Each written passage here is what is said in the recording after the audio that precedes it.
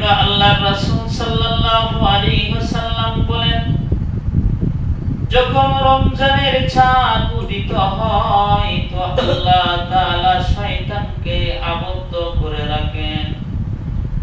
আল্লাহ তাআলা জান্নাতের দরজাগুলো খুলে দেন এবং প্রতিদিন প্রতি রমজানে আল্লাহ তাআলা জান্নাতকে সুসজ্জিত করেন।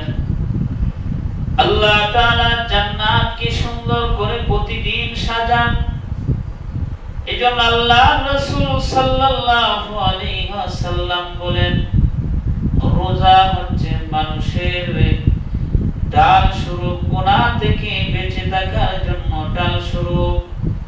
এজন্য পয়গম্বর বলেন, তোমরা রমজানুল কারীমে যদি কোনো মানুষ একটা নফল করে তো অন্য মাসের ফরজের সমপরিমাণ সওয়াব আল্লাহ তাআলা দান করেন। আল্লাহর রাসূল বলেন, রমজানুল মুবারকের মধ্যে যদি কোনো মানুষ ফরজ আদায় করে তো অন্য মাসের 70টি ফরজ আদায় করলে যে পরিমাণ সওয়াব হয়, রমজানে একটা ফরজ আদায় করলে 70টি ফরজের সওয়াব দান করে।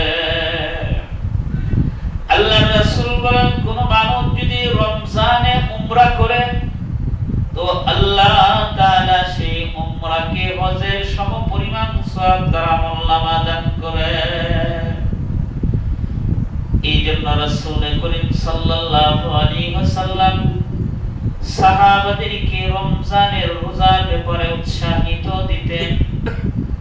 রমজানের রোজার ফজিলত ব্যাপারে আল্লাহর পয়গম্বর বলেন, আল্লাহ তাআলা যত ইবাদত বান্দা বান্দীরা করে সমস্ত ইবাদত ফেরেশতাদের হাতে বন্টিত, কিন্তু রমজানের রোজার ব্যাপারে রাসূল বলেন যে রমজানের রোজা সেটা আমার, আর এই প্রতিদান আমি আমার বান্দাকে আমি নিজ কুদরতে হাতে দান করব। এইজন্য আল্লাহ তাআলা যত বড়, আল্লাহ তাআলার দানটাও তত বড়। এইজন্য মাহে রমজানুল মুবারকে নিজেকে গুনাহ থেকে বাঁচিয়ে রাখা, নিজেকে সুগুলখুরি এবং মিথ্যা বলা থেকে নিজেকে বাঁচিয়ে রাখা, যে সমস্ত কারণে আপনি আমার রোজা হালকা হয়ে যায় ওই সমস্ত থেকে নিজেকে হেফাজত করা। রমজানুল মুবারক গুনাহ মাফির মাস।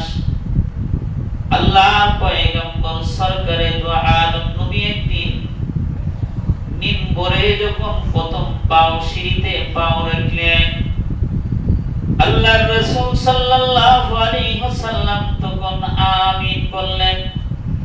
দ্বিতীয় সিঁড়িতে পাও রাখলেন মিম্বরে, তখন আবার নবীজি আমিন বললেন।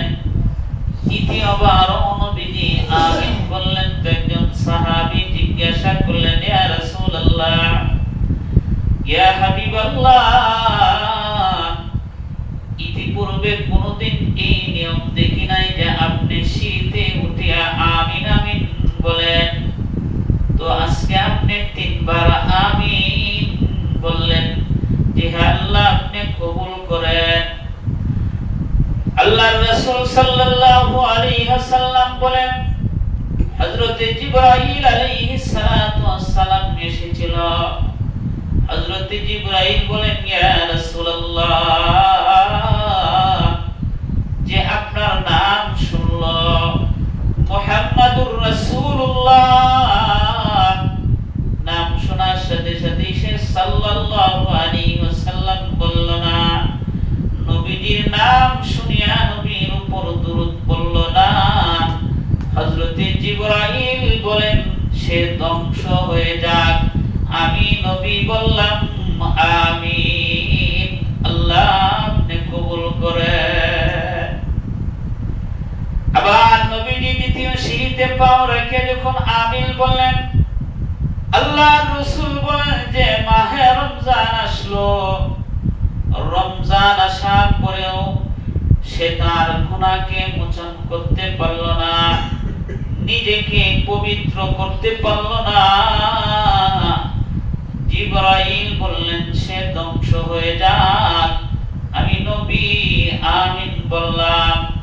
তৃতীয় সিঁড়িতে পাও রাখার পর রাসূল জিবরাইল বলেন, ইয়া রাসূলুল্লাহ, যে ব্যক্তি তার মাতা পিতাকে, বৃদ্ধ মাতা পিতাকে পাইল, অথবা দুইজন থেকে একজন পাইল, আর তাকে সেবা শুশ্রূষা করে জান্নাত কামাই করতে পারল না, সেও ধ্বংস হয়ে যাক। আমি বললাম আমিন। এখানে রমজানের কথা আসছে। রোজা আসার পর, মাহে রমজান আসার পরেও আমি নিজেকে গুনাহ থেকে পবিত্র হতে পারলাম না। তো আমার মতো হতভাগা আর কেউ নাই, আমার মতো দুর্ভাগা আর কেউ নাই, যে রমজানে বেশি বেশি করে মালিকের কদমে সেজদা করা। কারণ যে সেজদাটা আপনা আমার জন্য একটা সেজদা, নফল নামাজ পড়বেন, তো প্রতি ফরজের সমপরিমাণ সওয়াব আল্লাহ তাআলা দান করবেন। এই জন্য মাহে রমজানে 20 রাকাত তারাবি পড়ার পরেও সেহরির সময়, ওঠার সময় কিছু নামাজ পড়া, তাহাজ্জুদের নামাজ 2-4 রাকাত, 8 রাকাত, 10 রাকাত নামাজ পড়া, ওই নামাজটা আপনা আমার জন্য বিশেষ সওয়াবের বাগী। কারণ অন্য মাসের ফরজের সমপরিমাণ আল্লাহ তাআলা আপনা আমার আমল নামা সওয়াব দান করবে। এই জন্য মাহে রমজান আল্লাহ তাআলা জান্নাতের দরজাগুলো খুলে দিয়েছেন। রমজানুল মুবারক আল্লাহ তাআলা জান্নাতের দরজাগুলো উন্মুক্ত করে দিবেন। বান্দাকে আল্লাহ তাআলা রিজিকের দরজা বৃদ্ধি করে দিবেন। আল্লাহ তাআলা তার রিজিককে বাড়িয়ে দিবেন। এই জন্য মাহে রমজানের রোজাগুলো রাখা, কোন সময় রমজানের রোজাগুলো ভাঙ্গার কল্পনা না করা, ভঙ্গ করার কল্পনা না করা। হাদিস শরীফের মধ্যে এসেছে, আল্লাহর হাবিব বলেন, আমি একদিন ঘুমিয়েছিলাম, ঘুমন্ত অবস্থায় দুইজন ব্যক্তি আসলেন। আসিয়া আমাকে আমার দুই দুইজন ব্যক্তি ঘুমন্ত অবস্থা আমার 2 বাহুর মাঝে ধরিয়া আমাকে উঠাইলেন এবং বললেন, চলেন, আপনি চলেন। তো আমি স্বপ্নে যুগে ওই 2জন ব্যক্তি যখন আমার বাহুর মাঝে ধরলেন, আমি চলতেছিলাম, তো আমাকে এমন এক স্থানের মাঝে নিয়েছেন, যে স্থানের মাঝে দুর্গম পাহাড়, উঁচু পাহাড় দেখা যায়। পাহাড়ের পাশে আমি দাঁড়ায় রইলাম। ওই 2জন লোক আমাকে বললেন, উপরে ওঠেন। আমি বললাম, না না, উপরে উঠতে আমি সক্ষম না, আমি উপরে উঠতে পারবো না। ওই 2জন লোক বলেন, উঠেন, আপনাকে আমরা সাহায্য করব। আল্লাহর রাসূল সাল্লাল্লাহু আলাইহি ওয়াসাল্লাম বলেন, ঘুমন্ত অবস্থায় আমি ওই পাহাড়ের উপরে স্বপ্নে যুগে উঠলাম।